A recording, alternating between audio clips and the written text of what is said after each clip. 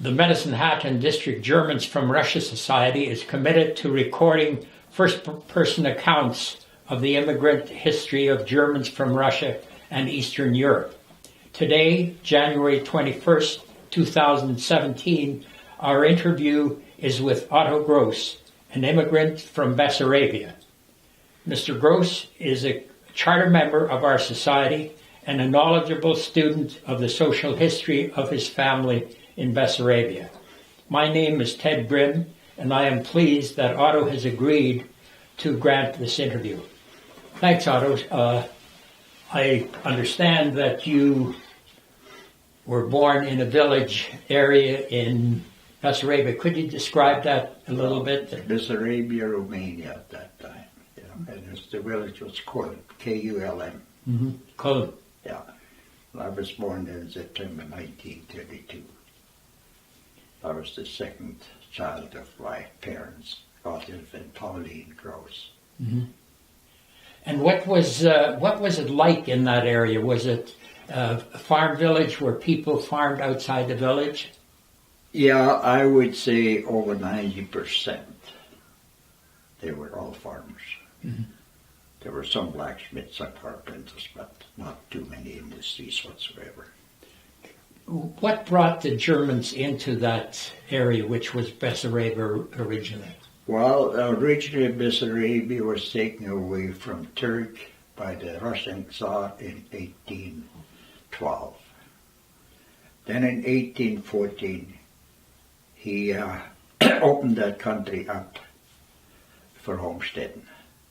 And he called mainly German settlers out. He wanted German settlers from Germany, Poland, and Eastern Europe, more or less. Yeah. And they homesteaded them with 60 hectares, which is close to equivalent of a quarter section of land here, in per family. Mm-hmm. And they were promised all the freedoms, religious, school freedom, every freedom you could think of. And that held on until 1876. There was a war, I believe, Russia and Japan. And then that was taken away from them. They had to go and serve the army. They had to drop their German schooling, and only Russian was imposed upon them. And they gave them 2 years' time to bow under the new rules and regulations or leave the country. Mm-hmm. And many of them packed up and left the country. Some to Brazil, some to Argentina, America, Canada. But your family stayed. Our family stayed, yeah. And your people stayed then until the Second World War? Till 1940. Yeah. Russia gave Romania, we were part of Romania since 1918. When the revolution started in Russia, a German delegation from the south and Moldovan delegation from the north went together and requested the Romanian government to come in and occupy Bessarabia, which happened then in 1918, just at the peak of the revolution. So Bessarabia more or less got sheltered for the revolution then. I've had 2 uncles serving in the Russian army as miners even, because my grandfather was mayor of the city of the village of Kulm at that time. And he got the orders, how many horses to ship to the army, how many wagons and how many men. Yeah. And so he sent his 2 minor sons to the army for the people to keep their mouth shut. Between 1918 up until the Second World War. 1914 yeah. to 18. To 18. Yeah. But then going forward between 1918 and the war years, the Second World War years, what was going on then? How were people... Well, they became part of Romania then. Mm-hmm. And they had to serve under Romania then. And what were the economic conditions at that time for farm people? Well, Bessarabia was known as the breadbasket of Eastern Europe. Mm-hmm. So the majority were farmers. There was very little industry there. Some villages had a few more, but mostly it was just little businesses that started up in. So it was all farming. So they were depending totally on the farming. The German people in Bessarabia, Romania, whichever time it was, were in the minority. How were they treated by the officials and people generally? How did they get along? And Well, in generally, there were not just Germans there were Russians, Romanians, Bulgarians. The odd-third family stayed there. A lot of Jews. Mhm. And generally, they get along amongst each other, just like brothers and sisters. There was no difference. When you got to the market, they spoke either Romanian or Russian language. Most of the people spoke 3 languages. And they got along real fine. And how did they get along though with the families amongst themselves? I mean, the officials treated you okay during that period. Well, there were rules and regulations come in, and they were quite strict from the Romanian government. They want to Romanianize all the Germans. Oh, They only have Romanian schooling, Romanian lessons and everything. And thanks to a pastor Haas at that time, he was the head pastor of the Lutheran church in Bessarabia. And he fought tooth and nails for the Germans to maintain their German language and maintain their German schooling, their German teaching in churches and everything. And it did cost them extra taxes, but they were able to survive on it. and of course, then going forward again, the people stayed there until the war years. And what do you recall of the war years, Second World War? Well, I recall in June 1940, my dad was in the Romanian army. We didn't know where or what. He served 3.5 years in the Romanian army. But Russia in June, they gave Romania 3 days time to clear out.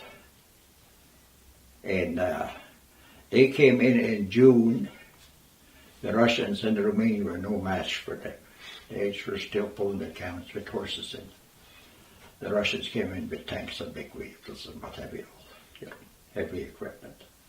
So they cleared Bessarabia in 3 days' time. And was there an agreement, it seems to me from my knowledge of history, there was an agreement between the German and the Russian government about how the German exodus would be treated, the German people would be treated. Do you recall that? Well, I was 8 years old at that time, and I recall there was agreement made between, I believe it was Molotov and Ribbentrop about the German people in Bessarabia. Mm-hmm. And that they could immigrate back to Germany again. And at the beginning, there were very few of them that really wanted to go. They said, hey, we lived on the Russia before, we homesteaded here on the Russia. Why shouldn't we be able to live on the Russia again? So that went on for a while, and then all at once, as I recall, was the richest people in some of the villages were picked up within the labor camps. The Russians picked them up. Mm-hmm. After 2 weeks, they let them go again. Some of them didn't make it. And the ones that made it, they said, people, pack up and get out. This is not Russia what we know anymore. And that was to encourage them to immigrate to Germany. So when your people and others, of course, you weren't only your family, all the Germans basically were leaving it at about the same time. Can you describe some of the preparations they had to make, if you remember? Well, you had 3 days, I guess. No, we had longer than that. It went on, it started right away with the Russian occupied Bessarabia in June 1940. And in July it started already the negotiation about taking the German all out of there, back to Germany. And they knew, but all they were allowed to take with them was 50 kilograms of personal belongings. The rest of all had to stay. And the women and children were taken out of there. We left September the 28th, 1940, by trucks and buses. The men and the boys 15 years and older, they left October the 15th in our village. Other villages they left sooner, some of them a bit later, with the horses and wagons. And they had the belongings with them then. Can you describe some of the feelings at that time? Because obviously this was home for the people from 1814 to 1940. That was home.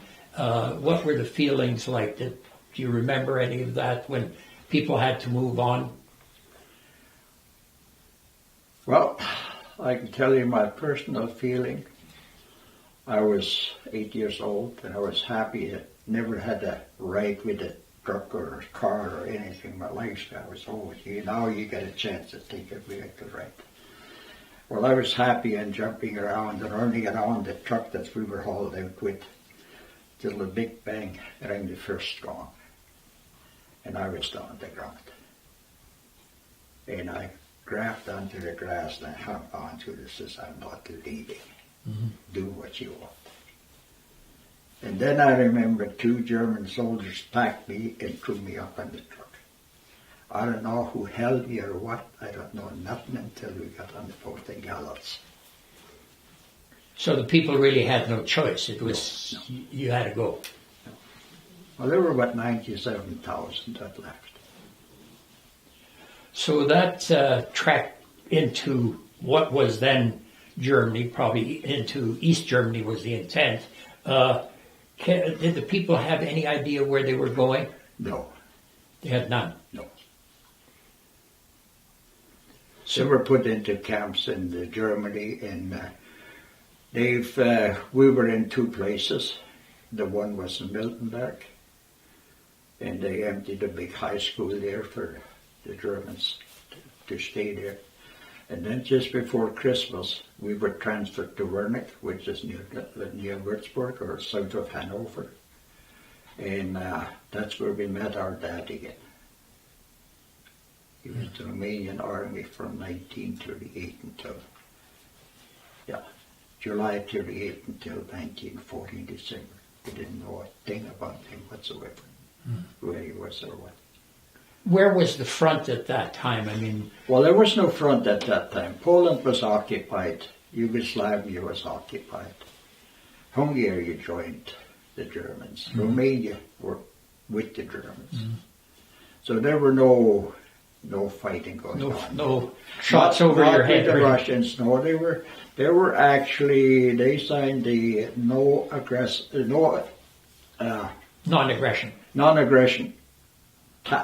pact, what they called it, agreement, that nobody would attack each other. And on that trip that people made, you said some of them went by train, some by wagon, some probably had to walk too. Can you? No, they were all. Like I said, the women and children were taken out with trucks and buses.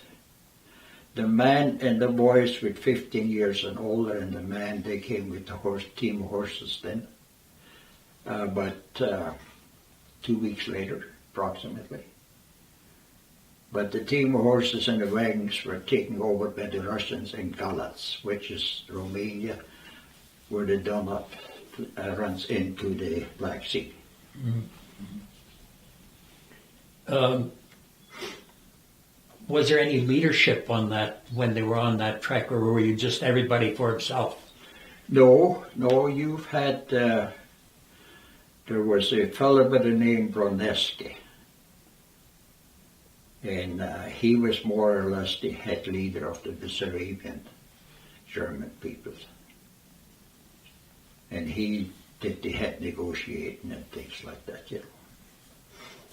So when you went by train and whatnot, where would the connection made? You said you were on a boat for a while too. Well, we went up the Danube River. Oh, I see. From Kalac, Romania, to Prakova, Yugoslavia.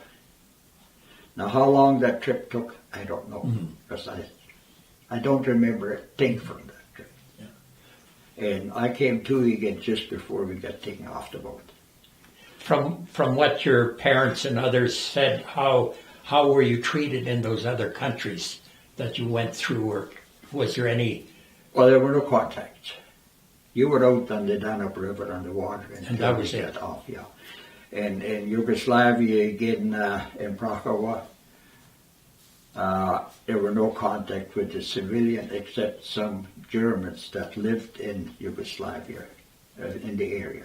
They came in and done some visiting, and they brought food and stuff in there. Mm-hmm. But otherwise, no, it was all guarded up by the German army. So you were under the supervision of the German army, yeah. At that time. How did they treat you? Well, they were treated well. What were some of the hardships that you remember on that trip, if any, or any of the stories that your parents or somebody told about on the way? Well, what should I say? Hardships. The hardest thing for me was when we had to leave. That's it. That was, I'll never forget that in my life. The first gong of that big bell, that's still in my ears today. So you had I'm sure you had a lot of other memories as we went further along, but were there any problems with identification or anything like that? You had passports and all the documents, or a lot of people, when you read about some of those things, that was one problem that people had sometimes. But you probably were under the supervision of the German army, so. Yeah, not that I know of. Yes, after the war there was lots of problems. But until that time, not that I know of any problems or anything. So where were your people resettled then? And the majority of the Germans from Bessarabia, where were they settled? Well, the most of them were resettled what they called it the Wattigau. Yeah. Which is now Poland again, and then it was Germany and Poland back and forth. And most of them were resettled there. And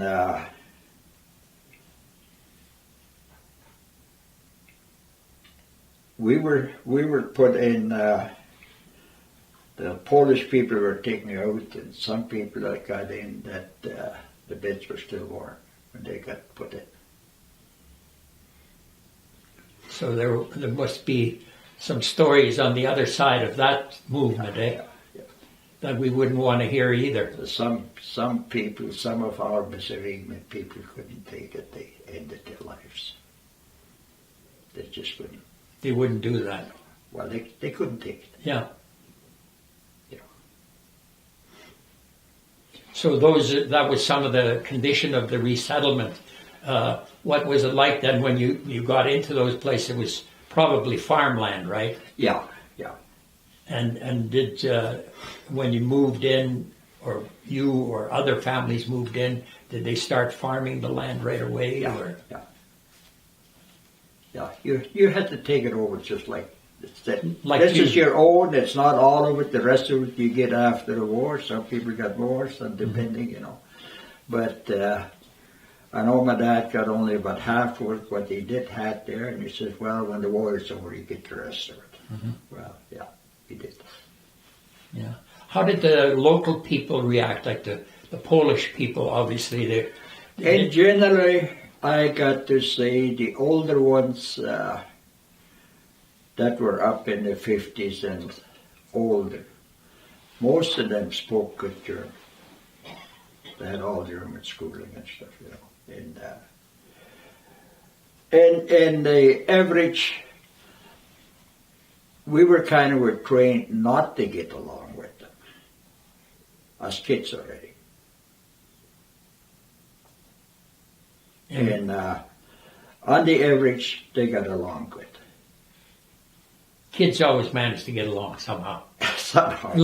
But even the population as a whole, because the farmers that were on those places where the Bessarabia people was put in back into their places, they were most of them shipped to Germany for workers or factories or what have you. So they were displaced to another. They were displaced to another place. They were not there. What did people do then? You were there for how long in that particular settlement? Well, from 41 in March till January the 20th, 45.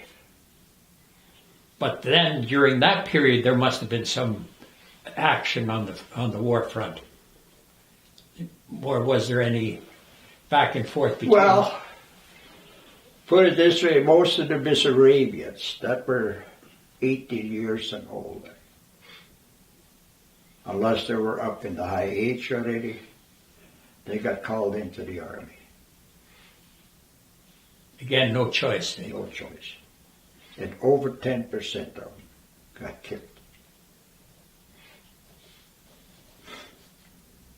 And I always said they needed the Bessarabian people because anything over 20 years old, or the middle of 20s and up, they spoke 3 languages. They spoke Russian, Romanian, and German. So they were an advantage too. They were an advantage for the German army, yeah. So how did the people survive then? Did they survive just pretty well on agriculture? Did some of them drift into other occupations? Or? Well, some of them that I know of from our village that had trades, like the furniture makers, blacksmith. They got the Polish people that were furniture makers, had their business, they were taken out, they were turned over to the Germans, to the Bessarabian Germans. Blacksmith, I know a fellow particularly here, he passed away in Edmonton, he ended up in Edmonton after the war, and he was a blacksmith.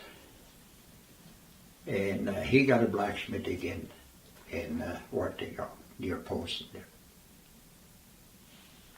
The Wartegau district that you were talking about, was that a district set aside or was for the people that they brought out of the eastern area into that area, or was it a district beforehand? Was it a special setup or?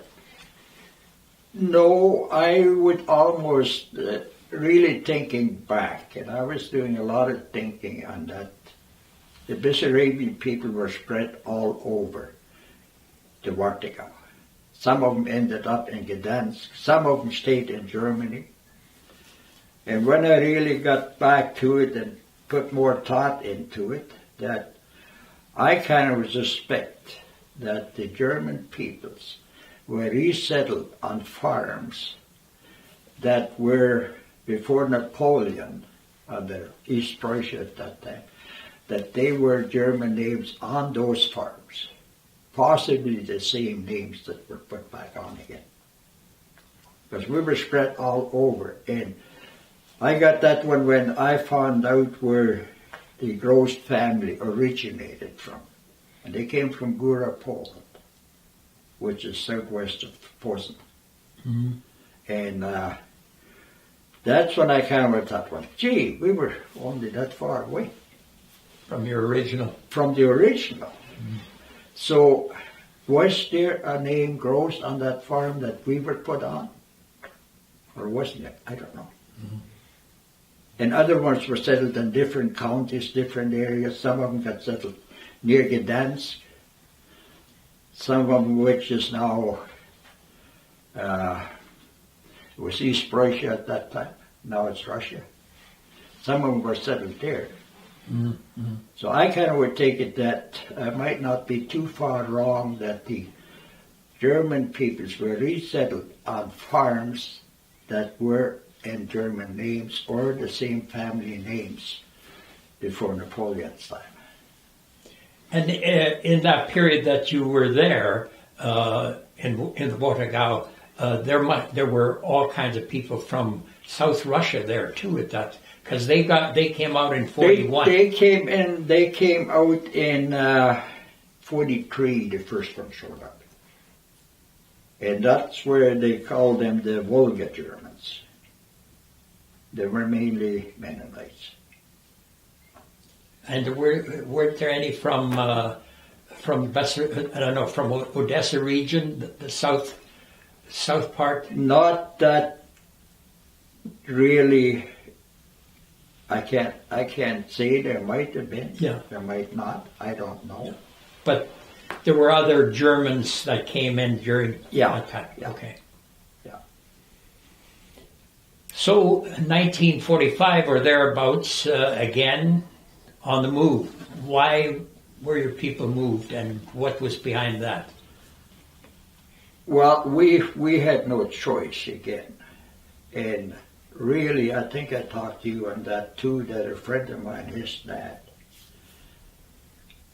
and a Polish friend of his, they had a ham radio, and they were listening to the Russian for newscast, which was totally, there was a death penalty on it if you tell them, you know. But they did, and the Russians forecasted that the Germans should move the women and children in safety from here to here, and then from here to here, that there's not going to be a big chaos starting up. And a friend of mine was named Otto Bender. He came and told me that 2 weeks before we had to leave. He says, "Otto, tell your mom, it's just in 2 weeks we got to leave."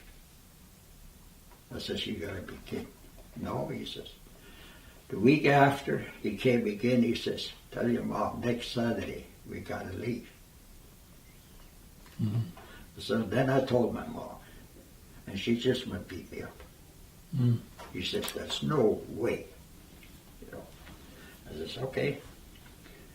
So as things went, and that's a sad thing too, again, you know. At 8 o'clock in the morning, the mayor came around. He says, "Mrs. Gross, you have to deliver so many bushels of rye Monday. You've got 40 market hogs in the barn. They got to be all shipped." And my mom said, "Well, this was January the 20th, 1945. He says, "You know," he says, "our hired people, they got the day off today. We had 2 men working for us and two girls." And he says, "It doesn't matter." He says, "You got to trash that rye Monday morning. You got to deliver so many bushels and so many hogs that got to be delivered. And you better get your people back." So one of the girls knew where the boys were. The one was a man with a family, 3 kids. He was home with his family. And the other boy was his friends. He was the younger boy. So she went and got him. And I was chasing the horses. It's more or less what you call a merry-go-round, power takeoff going up to the trashing machine. All day I was chasing those horses. They were just sweating the foam. And they just made sure to get them on the ride. So at 5 o'clock he came, Mrs. Gross, packed just the necessary things. We got to go for it. That's just an exercise in case we have to flee. Because the Russians are coming closer, and we only can go to the next station, railroad station, which was about 8 kilometers away, 8 or 10 kilometers, something like that. And just for exercise, then we come back again. It was at 5 o'clock, and just at 8 o'clock you got to be at the church. 3 hours time. My mom just went crazy. My dad was called in the army. As he opened up his mouth a bit too far against the system, he was gone. And she just packed quickly. And we were 9 wagons and team of horses that left the village. So, like I said, when we got to the next village, which was 2 kilometers away, the next one was 5 kilometers away, but we got to the second one, we were only 2 wagons together. I was the oldest one in my family on the men's side, and then an old man with his family, his daughter-in-law and 9 kids. He was 75 years old. The rest of the men were all in the army. And so we stuck together. And where did you cross then into what was then West Germany? Well, we crossed into Neusalz on the Oder. That's where we crossed the Oder River, which is now the border between Poland and Germany. Where the real old border was between Germany and Poland at that time, I couldn't tell you. Oh. I do believe it was the Warta. It's a big river, which Wartegau was named after. You know. And but we crossed Neusalz on the Oder. And we stayed then, because my youngest brother was only 2 weeks old when we left. And he had a kind of an infection on his head. His head was all one big scars. So we had to stay. And we did find a house on that. We just got across the river, the bridge, and the Oder River. And we found a house that was empty. So we were able to stay there for about a week till he got cleared up a bit.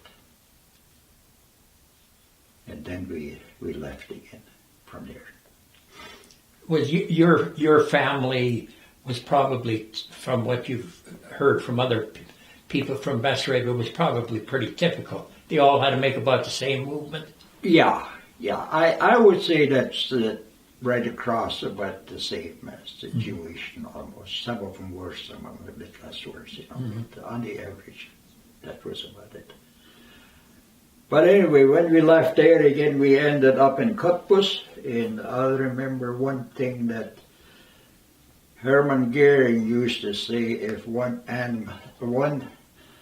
enemy of ours steps on German ground, my name will be Meyer, not Goering anymore. I still remember in Cottbus when we got in, there was a big round cement place there, and it was written all around it, now your name is Hermann Meyer. I had to true that's what it is. Yeah. I'll never forget that. Yeah. So when you got into that area, then what happened? Now we're talking... Well, we got into that area, and then the order was hit for Berlin. Cottbus southeast of Berlin. No, approximately, I would say, 100-some kilometers. Anyway, we left, and then just before Berlin, approximately 35 kilometers, we came out of the city, and then we drove into a village, and we got attacked by American airplanes that came diving down. They would shoot at anything. And so we were able to we were close to a big building, and there was a big linden trees. So we were able to get in underneath that, and they just took off. And as we got underneath that, who came around the other corner? A cousin of mine and my mom's youngest sister. They just about drove together with the horses yet. They were trying to get underneath there too. And so then my dad's oldest brother, he was there, and he went to the mayor and he says, well, you know, these people don't move anymore. And the mayor kind of said, he says, you know, he says, we got enough here of that gypsy folks here. We don't need any more. After Berlin, I don't want to see any around. And he just kind of grabbed him by the neck and he says, well, say that gypsy word once more, and I'll let you have it. So he backed off. And then he said, you know, there and there's houses. They got lots of room. They got nobody in there. There's only 2 people living there. Yeah, I'll make room. So, then we got a little room in there. We were 7 kids at that time. And it wasn't probably, I would say, from the back of your chair, like that, and maybe the length of this whole room. That's where we lived. How long was that? Until, I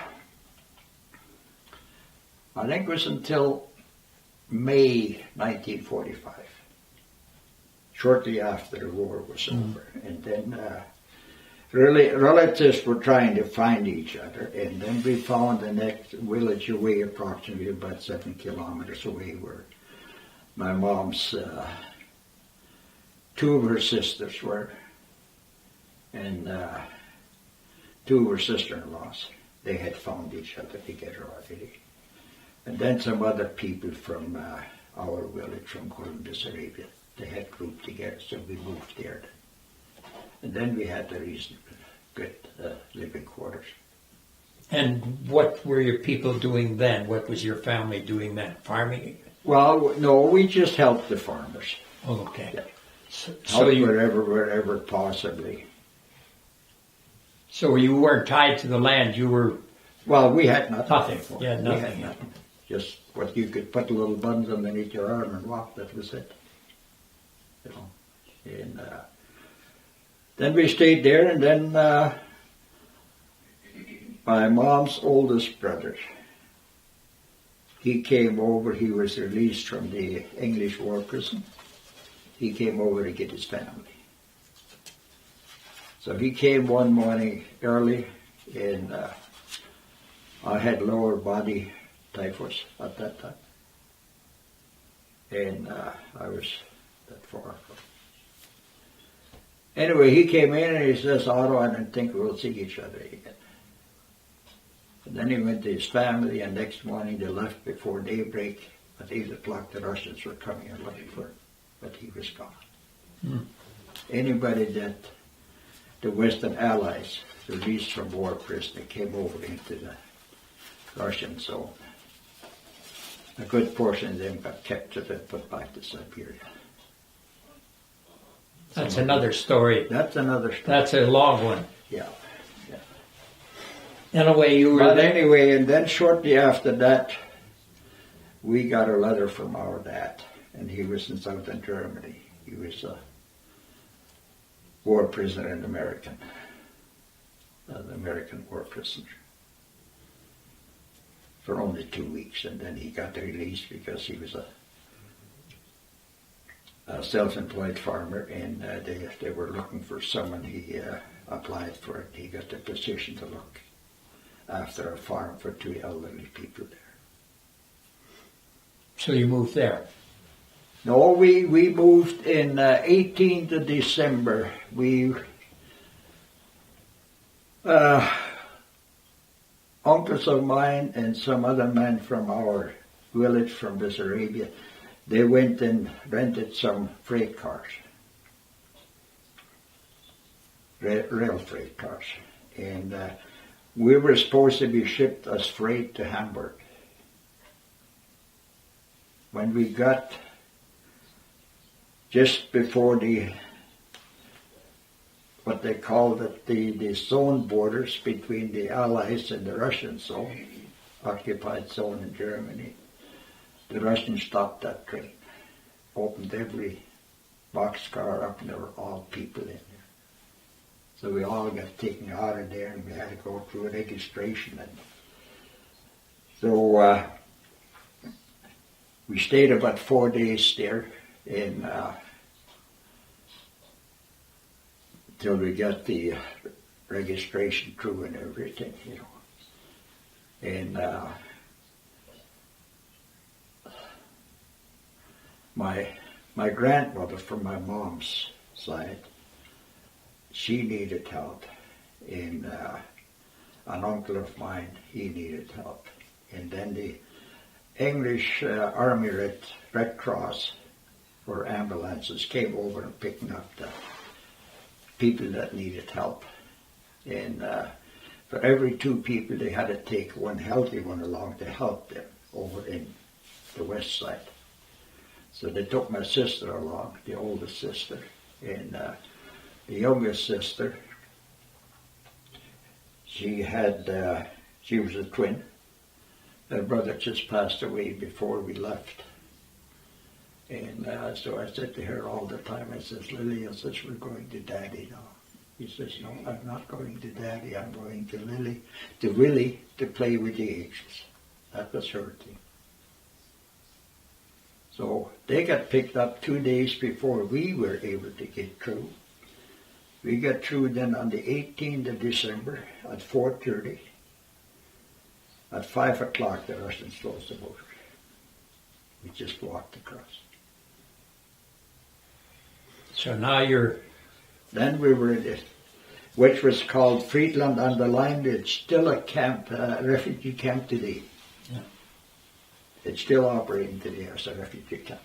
Yeah, a lot of people I've talked to talk about that Yeah. particular camp.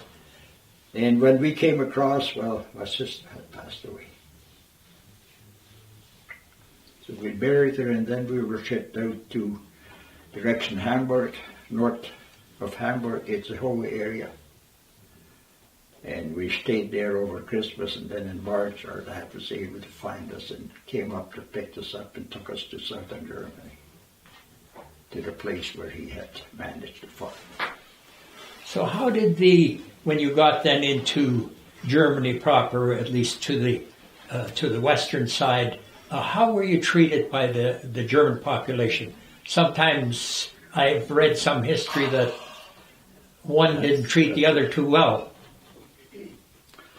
In general, it was not too bad. But there were the odd cases that I don't want to think about that went on. So, they were not treated as human beings. They were just...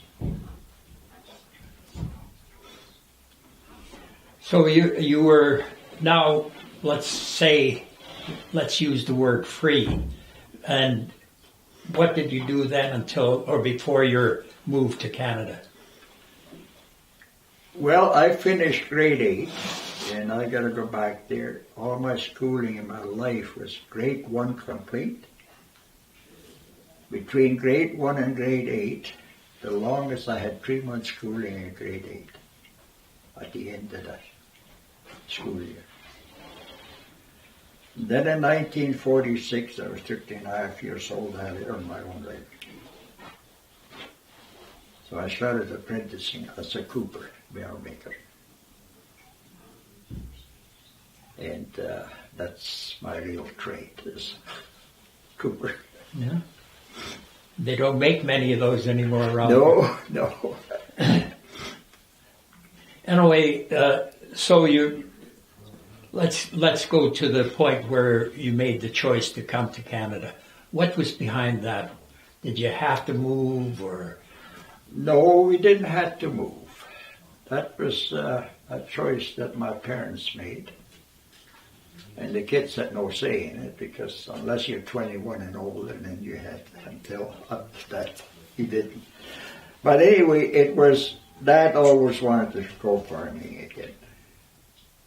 And he tried his best to the farm that he was managing became available to be rented again. But just somehow the mayor was one of them that sure didn't have no mercy for refugees. If he could do anything against them, he would do it. There was no choice that he had. So our parents did try to immigrate to America for 3 years. Didn't happen. Then there came the choice to come to Canada as sugar beet workers. Then my parents said, we'll take that. Because there was no hope of being... Actually, thing was pretty rough in Germany, economic and everything, and work and everything was bombed out the cities, and living conditions were not all that nice. So they decided to come to Canada. So when you got here, you were with the family still, and where did you move to? Well, we landed in Raymond.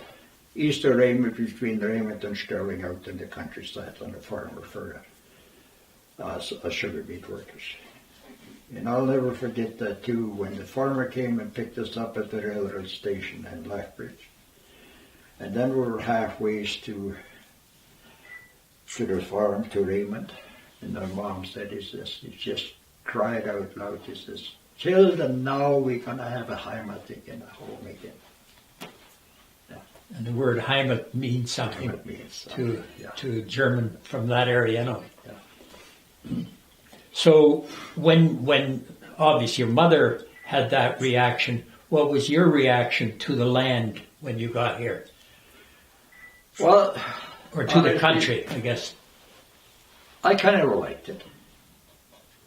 But the first 2 years you couldn't speak the language. You couldn't communicate unless you found someone that spoke German. And it was pretty hard. If there would have been a way to walk back, and it's not only me, I talked to many of them. If they could have walked back the first 2 years, they would have.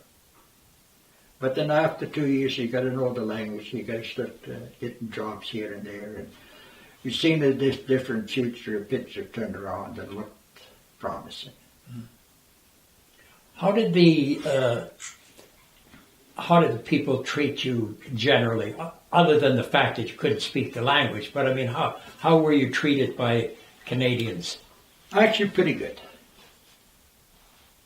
with the exception of some relatives. Isn't it, One. isn't it always that way? In a way. But in general, yes, no, we were treated very good. How were you treated by government and officialdom? You know, how did that go? I mean, were you inundated with paper and being checked out every once in a while? Or? Well, not once we were here. That was all done in Bremen before we went on the ship, before we landed. Us left Germany for Canada as an immigrant. We were put through the mills there. Mm-hmm. And which was rightfully so. You know. Looking back today, well, are they still doing it today? I don't think so. Mm-hmm. So your early life in Canada again was agriculture, right? Yeah. And you stayed in that. Yeah. Well, I worked 5 seasons on the CPR railroad in the summer. In the winter, I was helping farmers here and there with feedlots and a bit. And then slowly we started looking at our own. Yeah. During that time, once you were a little bit established, did you ever really miss Bessarabia? Bessarabia, I got to be honest, I still miss it today. You've been back? I've been back 4 times, sir. I wouldn't want to live there again.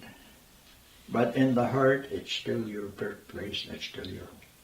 It will be. It's Heimat. It's Heimat. So when you got established, of course you established your own family. Had you gotten a farm by then, or? Yeah, I had, with my dad together, we had bought in 58 already a half section in southeast of Ireland. Just a bare land, and then we started to build up and we worked together for 5 years, and then in 63, 64, we split up. I went on my own. So you got over to Canada, was it 52? 53. 53. Yeah, we landed in Lethbridge on March the 28th.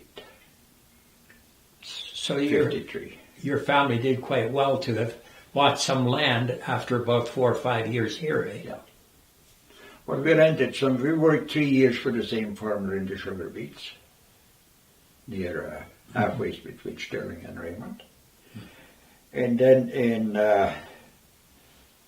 55, in 57, we rented some land for growing sugar beets from farmers. Dad rented first, and we worked together, and then the year after, farmer came along and says, "Oh, you wouldn't want to rent 20 acres of sugar beets of mine." I says, "Yeah." So, and he was pretty good. Everybody warned me for that fellow, he says. And we just made an agreement, shook a hand on it, and that was it. Mm. And I never had the contract. He had the contract. We kept the beets delivery tickets separate, and he paid me. And when that got out, oh, the whole village in Stirling said, "You've got to be nuts. Trusting that man, I wouldn't trust him nowhere." I says, "You know what?" He says, "Farrell has been the best man to me." Mm-hmm. He says, every time when he picked up the check in the post, in the mail, in the post office, he came to my place to make sure, settled down and paid me my share, and that was it. So you've been a successful farmer. Obviously, you were elected to the county council for how many years? 14. 14 years.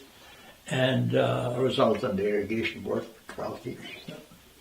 So you've fit into Canada quite well and been successful and made contribution. Yeah.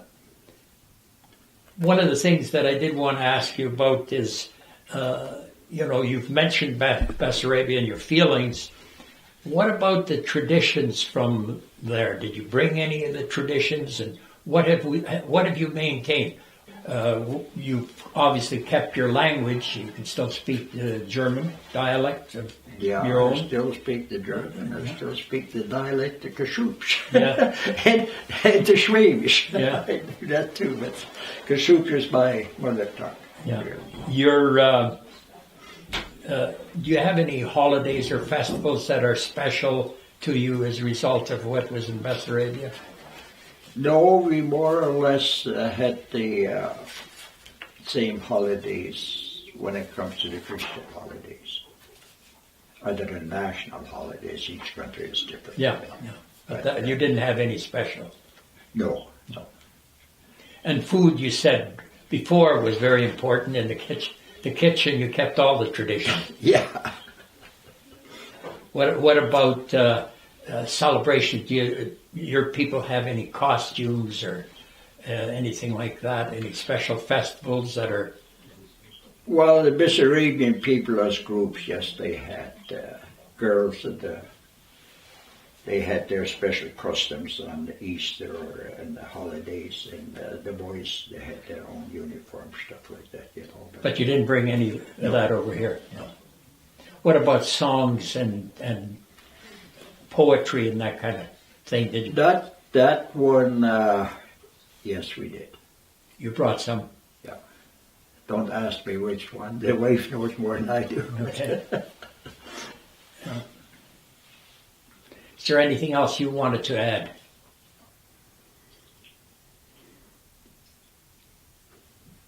That I might have missed asking you, or?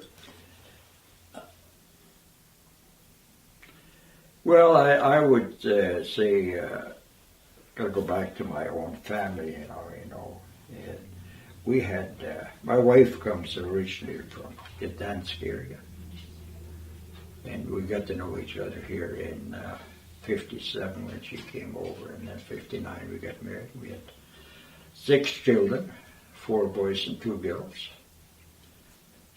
and offspring's now 20 grandchildren. Wow. But no great-grandchildren yet. And they're all self-employed.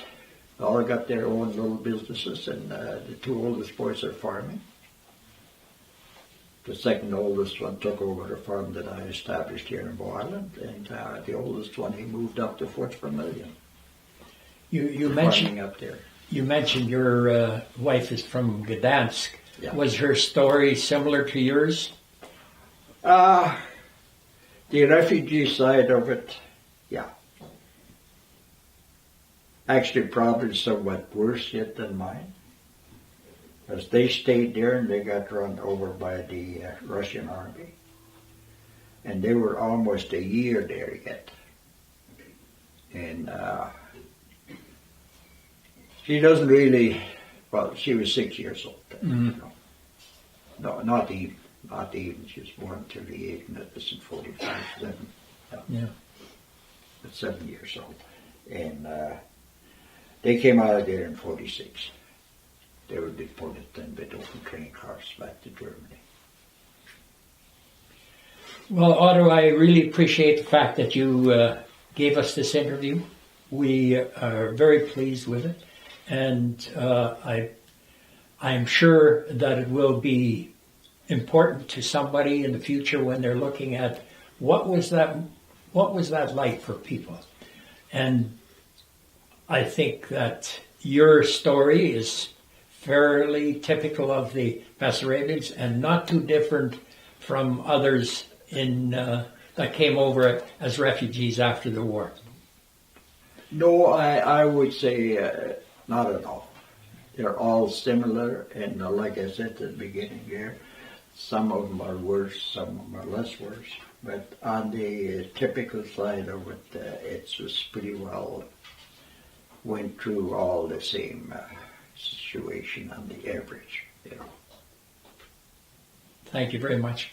And I know the ones that came to Canada, some of them went back, but the ones that stayed here, I think they were a great contributor to the economical side of it to this country. We know that, yeah. Yeah. Thank you.